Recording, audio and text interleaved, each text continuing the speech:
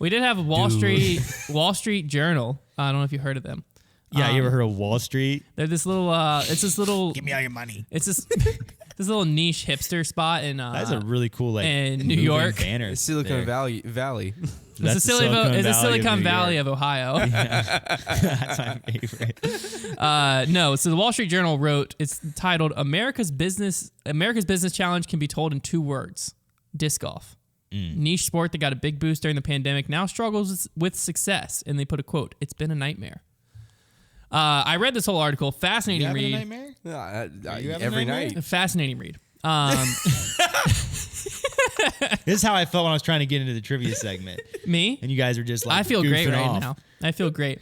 Duke's in the Final Four. Most famous shot. I'm not reading the article, Hunter. I'm gonna go over points. I just started reading it. I just started reading it. So basically, how far could you have gotten into it before we realized? I don't know. You want me to read it in my own voice and find out? Go ahead. Okay. Just start your thing. So basically, it starts off talking about MVP, the holy shot, all of that, and then this is the MVP's marketing manager. His take on it. He said, so he made the shot, and all of us were like, "Yay!" And then we're screwed. Essentially, My it's guy because Steve Holloway, shout out.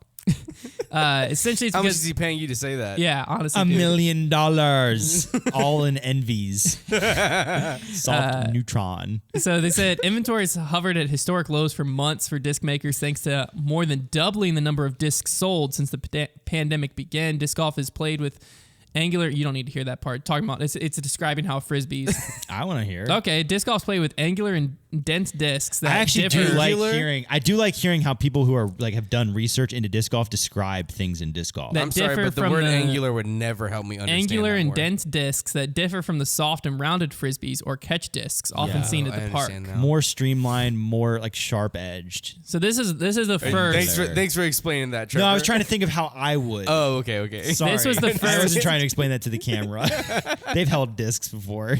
This was the first fascinating point brought up in the article. Fascinating point number 1. Disc golf companies are paying more than $20,000 for shipping containers that formerly cost $5,000 to haul branded metal baskets from China. So essentially, that just shows the shipping cost increase. Is there a Corolla inside? Go ahead. What? What? Like I was like assuming, is there a car inside that container? Is that why it's so expensive? Corolla, I thought beer. I should have. Well, that's not Corona. a beer, but I should have said Camry. Corolla? You're thinking Corona. Corona. I think it's because this whole article is about the pandemic, so when I hear Coro, I immediately go, nah. Nah. yeah, Let's try it out. Coro. nah. Oh my gosh, he's crazy. Now, this is a fascinating point. Number two. Latest, What is going on right now? the latest worry. Why are we laughing about this? This is serious stuff here. The latest worry is the continued availability of crude oil, the key This ingredient. actually is crazy. The key ingredient of polyurethane. There is What? Crude oil is the key ingredient in the plastic that they're making these discs out of. Yeah. Or as my dad would call it, oil. Oil. Crude What? oil. All. Oil. The war in Ukraine obviously Oh. has caused an increase on the cost of crude oil over the concerns of sanctions. Russia's one of the dominant suppliers. Crazy, dude. So I did not obviously we've expect seen that. disc costs go up over time. That's got to be hurting golf ball prices. We thought too. it was a supply chain. They It is a use supply polyurethane. chain. But yeah, crude oil is going to cause that to continue to go up. I did not know that. That's crazy. Yeah. Can I catch a disc on fire then? Probably. Oh my god! It's not that flammable though. We tried. did. Yeah, we tried. It didn't Not work. flammable. This part definitely not completely true, but they tried. Average retail cost of a disc has risen roughly $20 to $25 from $10 to $15, according to Infinite You Discs. can go to Foundation Disc right now and get a disc average price for less than that. Well, you can go anywhere right now. You can get a Hey, disc man. for that. I'm just saying. I'm saying Fascinating fact number. How much are they paying you to say that? I signed a lifetime deal worth so much, dude. It's a potential $1 million deal. Yeah, this deal could be worth This deal $1 could billion be if I lived to like $1 million. This deal could be worth $5.3 trillion. The average retail cost, though, obviously it's gone up, but it hasn't gone up that much. But this is where MVP's co-founder Chad Richardson said, it's been a nightmare, talking about the logistics, and I don't see it ending. Within days of the Holy Shot, the company began production of the Commemorative disc at its factory in Michigan. Coined it the Holy Shot. Everyone, disc golf. What are you talking about? We were just calling it the shot for a while, I feel like. Well, no, I think it's because James Comrade threw it, and everyone says he's disc golf Jesus. So the Holy Shot. No, I get why it was coined, but I'm just wondering who did it first. Little I don't know. sacrilege. Yeah, I mean, To ensure uniformity, disc golf manufacturers typically only use one mold for each specific type, meaning only one machine can make commemorative electron envy model at a time in a process that takes about a minute. MVP ran the envy machine 24 hours a day for 3 months, but fell behind demand. Wow. Now, this is that again... electricity bill, though. This is, again, slightly misleading because the envy, this commemorative envy, most likely you can still find on the shelf at most of your retail stores. Yeah, it wasn't Because demand like from it like was demand. players. It was It was demand from retailers. retailers. Yeah. It was the first disc in the pandemic that was opened up. Or every retailer, period, order as many as you want, and we'll make it to that demand, which led to most retailers over ordering. So again, it still shows the growth, but gotta take a little of these with a grain of salt because of the inside They're knowledge. just trying to get their clicks, man. Well, We would let's never actually do just look. that. Commemorative envy. That's how fast I type. Wow. Yeah, I mean, I can find them all over the place for $13. $13. That $20. sure sounds like cheaper than 20 to 25 Wall Street. Wow. Wall But they Street, also more said like- the cost of commemorative discs on online Small retail Street, yes. sites rose to more than 50 when fans Like couldn't find the Sesame disc for Street. 20 at retail outlets. Not true. That's cap. But anyways, that does complete happen, though. side That point. does happen with other discs. but not with this yeah, disc. yeah. Company eventually sold tens of thousands of the commemorative discs. Thousands or more are still sitting on shelves, though, said Todd Durant, operations manager of Infinite Discs. There we go. Some Said, honesty. I love this part. It would have been nice when he won to have it a couple weeks later, but when it was right, it was like, oh, okay, the hot moment's over. The guy from Infinite's a savage. Well, I mean, honestly, though, that's what everyone was kind of thinking. Like, Yeah. by the time the disc came in, it was like, yeah, that was a cool shot that happened 3 months ago. Imagine if a disc came in and was actually ordered. Yeah, that'd be crazy. What? Imagine if it actually, like, we actually ordered the disc. Oh, yeah, we didn't. We didn't get any. We ordered like 500 of the regular endings. Well, yeah, They 'cause- sold out. Yeah, they did. They're Nice. gone. There we They're go. gone. Trevor, Big business, baby. I was headed to Wisconsin when the disc dropped, Bro, I and was Trevor placed the panicking. order, trying to order them. And then it wasn't until they about to show up that we realized that Trevor didn't buy a single commemorative envy. I got the stock ones. He got but the it stock paid off, off, but it didn't paid off great. You know what? Well done. I don't think Come I've on. told you Good that job, before. Trevor. Well done. My business subconscious, that business minor that's just floating around in my mind, just did that for me. Just clicked. It was like, hey, All no, those no, pieces. no, no. Mining for business. That's right. That business miner. You get it? I worked hard for MVP. Okay, I'm trying to find. Are we still in this article? Oh yeah, it keeps going. it. Oh, This heck article yeah. gets This article. crazy. Well, I mean, the There is biggest points were scandals. those, but no. Ooh. No, give me fascinating fact number 3. Fascinating fact number 3. I'll pull it out of thin air. MVP has 114 employees with more on the way. If you scroll down far enough, you'll find where they quote Discraft as only having 90 employees. Now here's an idea. Wow. Here's an idea. We get as many people. We just start like we do it as like a Google sign up sheet, and we just hire like 500 people, but we pay them like a penny. We find a way to make that legal. And, Now, MVP and then we can say that we have more employees than Find a way to anybody make else in that disc golf. legal. How much does that cost us? $5. We find a way to make that legal. Now here's the other thing fascinating. MVP has 114 employees, more on the way, up from 20 pre-pandemic. I think we should. Before the pandemic, they only had 20 Wow. employees. They grew by 94. Wow. I just wonder how many of those are just like part-time people that run the machines. Because I feel don't like know. because That's still an people, employee. companies have been, but people have been adding an entire shift. Like we've heard that Yeah. to keep up with the demand. So before the pandemic, epic. MVP grew by taking a share of the industries in a way, kind of like craft beer, took on big beer with experimenting with plastic blends, cultivated a relationship with small dealers, and rolling out new models and novelty disc regularly. The pandemic put a halt on most of those hallmarks as MVP dropped production of all but its best sellers to avoid losing time required to change molds and test new So everybody concept. did. The brothers used the windfall of cash from selling out of the inventory to buy 15 disc making machines in the past 2 years, up from 2 machines at the start of 2022. That's crazy. That's so cool. They ordered though. 7 machines in the wake of the Holy Shot. MVP produced more discs in 2021 than it did in its previous 11 years combined. Oh my god. That's awesome. That's insane. The company will have increased production tenfold since early 2020 when the last of its new machines come in April. I think one of us should go undercover and apply and go work at the MVP factory. And then you can take your like mustache and beard off and be like, "It was me, Hunter Thomas, the whole time." Don't you think that'd be fun? That'd be so fun.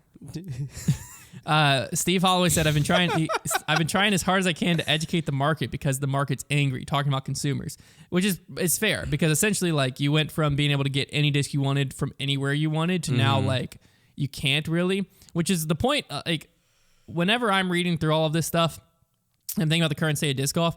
I'm just wondering, like, obviously you can't argue how much insane growth we've seen in disc golf. There's no way around that. Disc golf has grown incredibly over the last few years.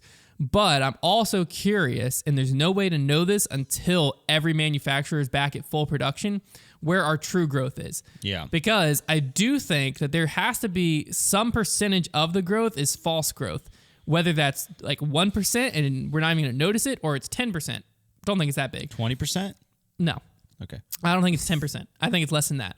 But mainly because I think there's got to be something where people are... you just headbutted your mic.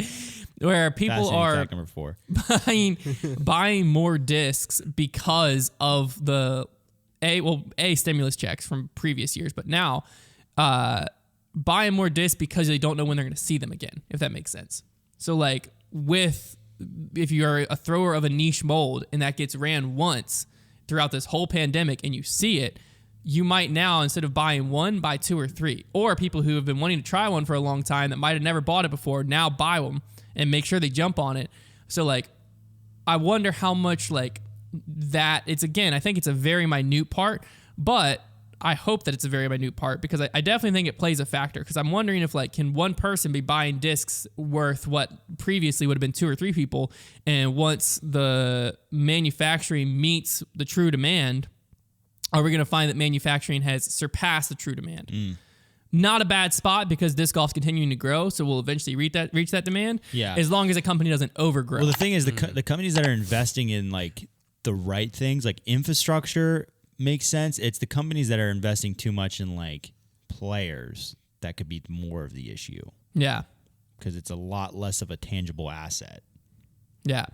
For decades, disc golf was dwarfed in popularity by Ultimate, originally called Ultimate Frisbee. Soccer, I still call it Ultimate Frisbee. Yeah, is it just not called Ultimate Frisbee? We dropped Frisbee. You can't just call a sport Ultimate. Drop like Frisbee. You can call it that like by slang, but surely by like definition, it's still Ultimate Frisbee.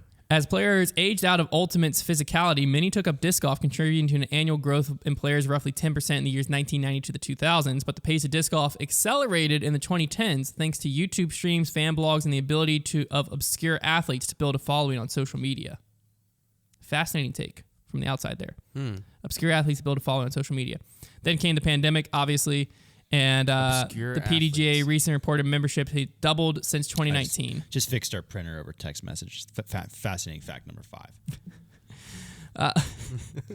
And then now we get fascinating fact number 6 is coming. So say it, Trevor. Buckle up. Oh, I get to say one? No. Just say fascinating fact number 6. Fascinating fact number 6. Yes. UDisc This is the best podcast ever. UDisc has more than 1 million users. Yeah. Wow. And remember, UDisc is now pay.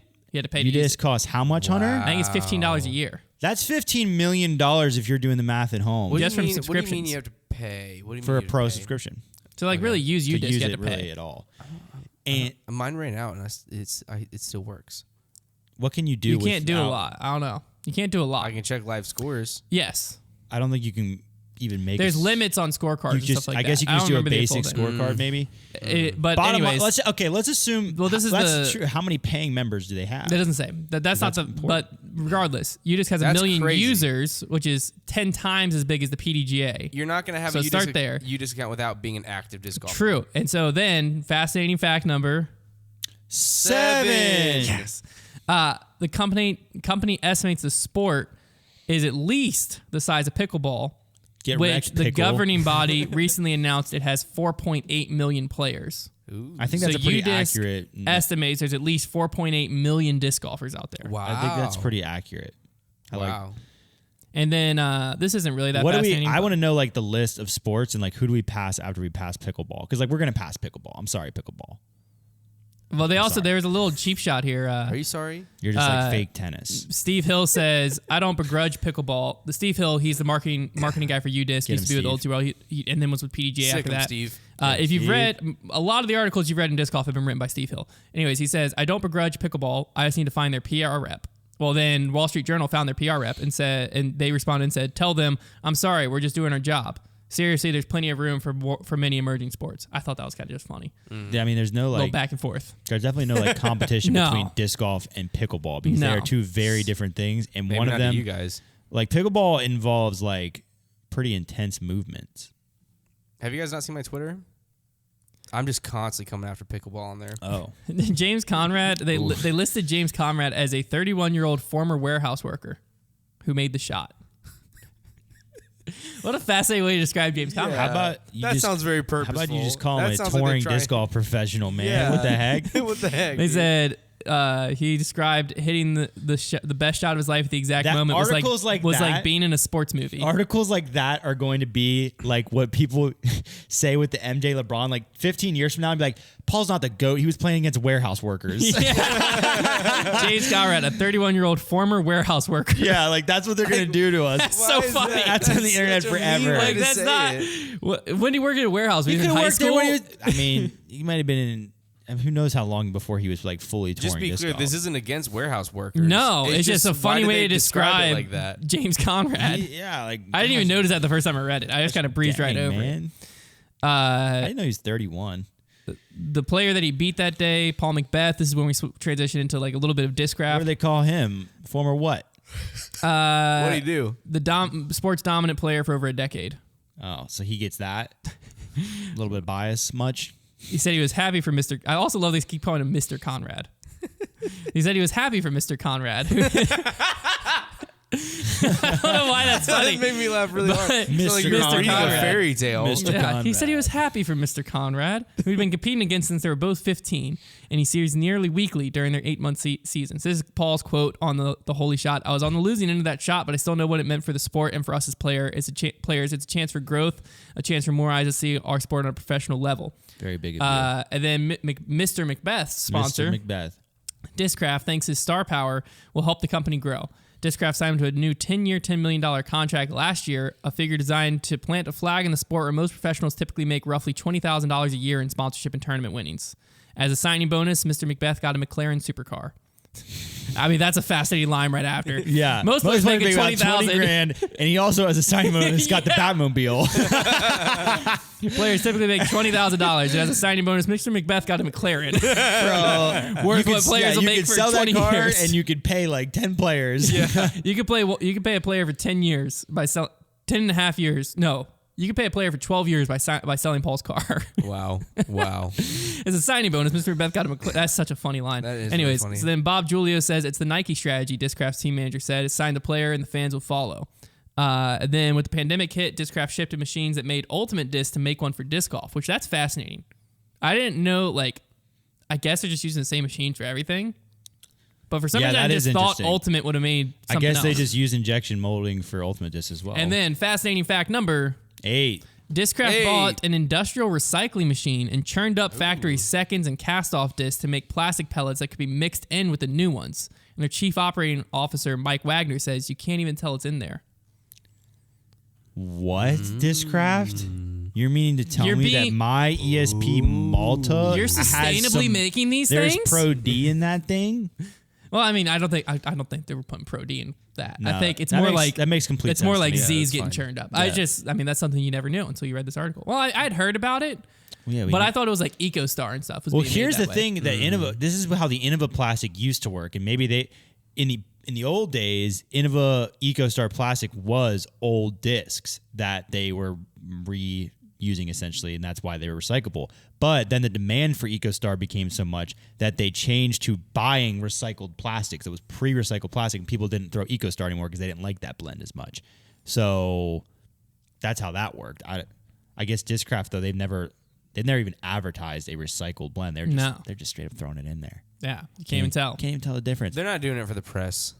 No, No, dude. that's a good point. They're doing it to stay out of the press. Even a better point. Company has 90 Good point employees. number 1. Company has 90 employees, which is the only what we good had talked point about so far. previously, up from 40 before the pandemic. So that's That's another fascinating stat there, because MVP prior to the pandemic, 20 employees. Discraft prior to the pandemic, 40 employees. So Discraft was twice the size. Post-pandemic, MVP now has 110 and Discraft has 90. It is kind of crazy that Discraft. I'm not saying few employees. I'm not saying MVP's bigger than Discraft. Yeah, you can't really. That's read not what into I'm that, saying. because like it could be. I'm wondering like could be 20 guys that work like 4-hour shifts. Yeah, I don't know. Mr. Wagner says he's tried everything from gift cards to attendance bonuses to entice workers on the factory floor. So essentially, it just sounds like Discraft wants to be bigger. They just can't get workers. Yeah, that's what we've heard. Discraft's upped its disc golf production 600% in the past 2 years, but it isn't accepting new retail customers or rolling out new models. Instead, it's sending longtime vendors allotment of whatever it makes, dominated by the Buzz, a 2003 design with an even distribution of weight that makes it comparatively easy to throw for new players. And then Mr. Wagner says, I want to get a handle on that 600% growth we have. You've got to have a manageable pace because a lot can go wrong. That's the article. I like how they made the Buzz sound like That's the Wall Street Journal. A like beginner disc there. Also, easy throw driver. Beefy. also, quick point, if you're trying to read that, if you go to it the wrong way, it'll try to make you pay. If you go into Google for the first, and you went on like, you have to go to a browser you haven't used to try to look at it before, but if you search the exact title of it, or close to the title of it, you can read it for free. Or if you change the location of your computer to Switzerland. I don't know. Have you heard about people doing that? No. There's like some things that like are a paid thing in the U.S. but are free in other countries. So people IP it? they just change their IP address. Which that brings us to the VPN? sponsor of today's episode. I'm just kidding. No, Switzerland. But We really, need to get a VPN sponsor. That's what I was thinking. Those are huge. Yeah, so DuckDuckGo. I had to pull up Safari on here because I looked at it on Google Chrome on my computer, so I pulled it up on this computer the same way. It was trying to make me pay, so then I looked at it on Safari free. Wow. Now, Checkmate Wall Street. yeah, take that, Mr. Street. Yeah.